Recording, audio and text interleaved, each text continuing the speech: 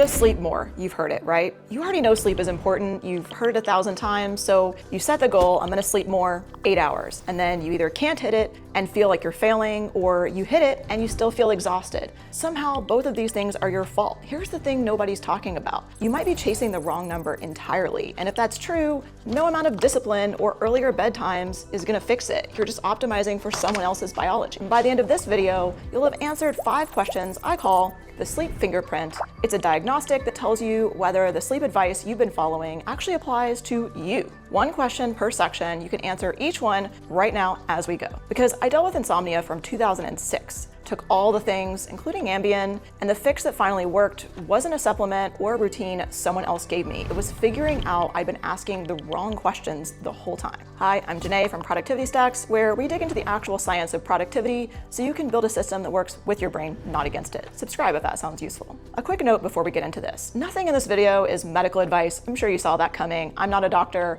If you've been struggling with sleep for a long time, or you suspect something like sleep apnea, please talk to a doctor or a sleep specialist. The questions I'm about to walk you through are a starting point for self-awareness, not a replacement for medical care. They worked for me alongside actually getting diagnosed and going through the medical system. Both can be true, and if anything, you'll just have more data to bring to your doctor. Oh, and I built a free tool. The link to that's going to be in the description to walk you through all of this, but the why behind the questions is really key, so I'd encourage you to stay with me if you have just a few minutes. So 8 hours does come from real research. Large population studies suggest a U-shaped curve where around 7 to 8 hours of sleep is associated with the best cognitive outcomes, with performance dropping off when people routinely sleep much less or much more. There's actually a study of nearly 500,000 adults that found peak cognitive performance right around 7 hours, with results dropping off on both sides, so too little and too much. But here's what that finding actually tells you. It tells you where the average sits. It doesn't tell you exactly where you land on that curve. There are meaningful differences in sleep need between individuals, and that's the part a lot of sleep advice skips right over.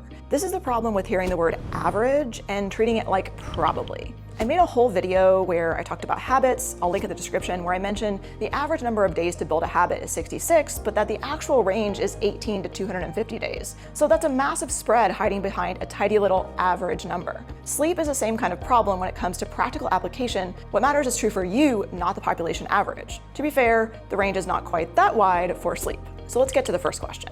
In a low stress period, when you've had what felt like enough sleep, most people tend to wake up feeling rested. If you consistently don't, that's data. So either 8 hours isn't your number or something else is interfering with how restorative those hours actually are. This was me starting in 2006. I went through a really difficult personal event in grad school that just obliterated my sleep. After that, it was kind of a flywheel. The worse I slept, the more anxious I got about sleeping, and the worse I slept. I worked with doctors, tried supplements, tried prescription medications, and again, to be clear, that medical care mattered. At one point, I had been awake for almost 48 hours straight. I did sleep 2 hours somewhere in there. It was awful. And prescription medication was what got me sleeping again. It didn't make me feel particularly rested, but it sure as hell was better than where I'd been before. I just felt like there had to be a better option than being on something long term and never quite feeling rested. And I figured, even if I tried everything and ended up needing medication anyway, at a minimum, I'd have a lot of experiment data to take to a doctor and get more targeted help. So that's what I started doing. And I want to be really clear because not everybody's path looks the same. I was fortunate. I ended up able to come off of all of the sleep medication, supplements, everything, and actually feel truly rested. That's the outcome I personally got. Not everybody will end up there, and that's not a failure. Some people are going to do all this work and still need medication long term, and that's a completely valid outcome too. This isn't an anti-medication video. The goal is to actually feel rested, however you get there, and have a sustainable system for sleep, whatever that looks like for you. Question 1. In a genuinely low stress period, when you've slept what felt like enough, do you wake up rested? One word, yes, no, sometimes. Write it down. If you have a piece of paper handy, that would be great. Now let's get to question 2. Here's a finding that genuinely surprised me when it comes to what matters in sleep. In a study of about 60,000 adults, higher sleep regularity was associated with substantially lower risk of death from any cause, and it predicted mortality risk more strongly than average sleep duration. Consistent timing beat hitting a magic number. That one hit me because I've been doing the opposite. I'm my own boss, so if I went to bed late or didn't sleep well, I just sleep in to make up the extra hours. It felt logical, right? 8 hours, get the 8 hours. The research taught me that I wasn't actually doing myself any favors long term. Going to bed and waking up at roughly the same time, including on weekends, matters more than most people realize. So I tested on myself. I started waking up at the same time every single day, weekends included, even when it felt unnatural. By nature, I wouldn't typically feel tired until 10:30 or 11 p.m. on a good night, closer to midnight if I followed what really felt natural, but Once I committed to a consistent wake up time and really stuck with it, my body actually started getting tired around 8 p.m. It's crazy.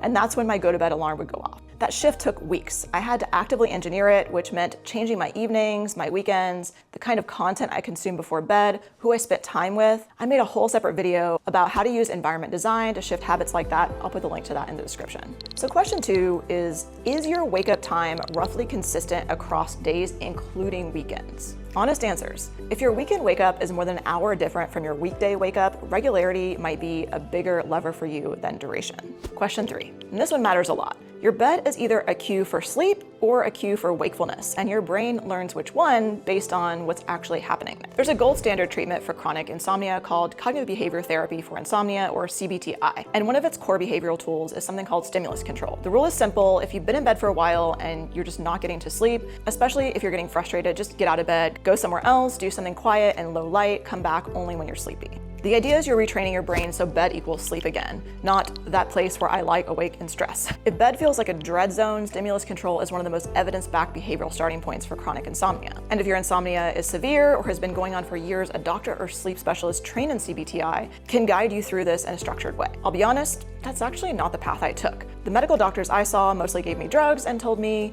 be less stressed, which was about as helpful as you would expect. So I read the research on stimulus control, and once I understood what it was trying to do, basically change the bed as stressor pattern, I wondered if the opposite approach might work for my specific situation. Going to bed had already become a really stressful event, so I gave myself a ridiculously long time in bed, way more than 8 hours. The logic was, if I have plenty of time, I don't need to rush, and remember, I was already stressed out thinking I need to hurry up and fall asleep. So I figured even if I lay there calmly for an hour and don't sleep, that's still an hour of calm rest rather than stimulation. Well, the pressure came off, I started falling asleep faster. I also discovered through tracking that I needed about 9 hours of dark time in bed to actually get 7.5 hours of sleep. That ratio is just mine. I'm not telling you to copy this. It was a specific experiment based on my situation and my hypothesis, and it's not the standard protocol, which is the whole point. Before you try things, get a rough sense of which problem you actually have. The fix for bed feels like dread and the fix for I just need more time to wind down would be totally different. So question 3,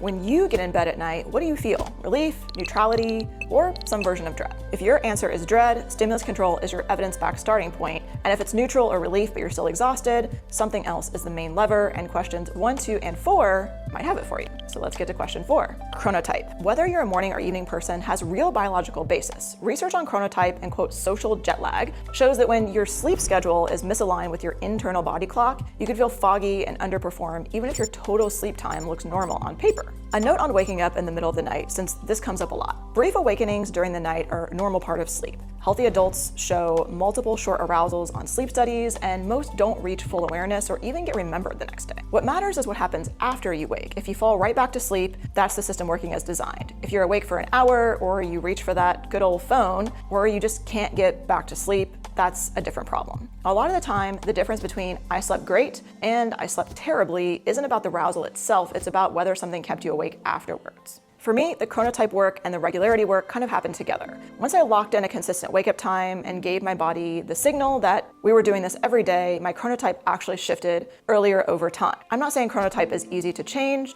I think mine is probably still night owl. The biology is real, but I'm a night owl doesn't have to be a permanent ceiling, especially if you're willing to work the regularity lever first. So question 4 is, when do you actually feel sharpest? Not when you have to, when do you naturally? If it's 10 p.m., the sleep advice designed for morning types may not translate directly for you. And if you want to shift it, regularity is probably your starting point. And I'm not gonna lie, it's a lot of work if you're gonna do something that's going against your biology. A lot of the big sleep guidelines lean heavily on large population studies that use self-reported sleep. They're great rough markers, but they can't account for you specifically. Your own data is valid evidence. And one thing specifically worth tracking is alcohol. Even small amounts of alcohol in the evening tend to disrupt sleep architecture, particularly REM sleep. Even though alcohol is widely used as a sleep aid, it helps you get to sleep faster, but disrupts your sleep. I also cut out sugar and alcohol completely at a certain point, and when they came back, even one drink in the late afternoon or evening worsened my sleep. One drink. That's true for me. Again, I only know it because I tracked it.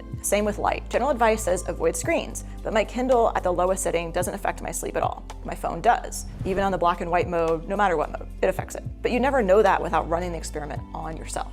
back to my caveat again. If you suspect an actual sleep disorder like apnea, chronic, severe insomnia, etc., your experiments are just a starting point, not a substitute for talking to a doctor. I can't say that enough. The sleep fingerprint can tell you whether standard sleep advice is the right advice for you, but it can't tell you whether something medical is going on underneath. That's a different conversation and one worth having with that medical professional. So question 5, what have you already changed and what actually moved the needle toward more restful, better sleep? If you've never tracked anything, pick one variable and track it for 2 weeks. Not 10 things, one. You are the scientist and the data. 5 questions, that's your sleep fingerprint. The 8-hour rule isn't wrong for the average person, it's just not a prescription. And you are not the average. Or maybe you are, but you won't know until you track. Drop your answer to question 3 in the comments. What's your actual relationship with your bed right now? I read every single one. And don't forget to download the free guide in the description.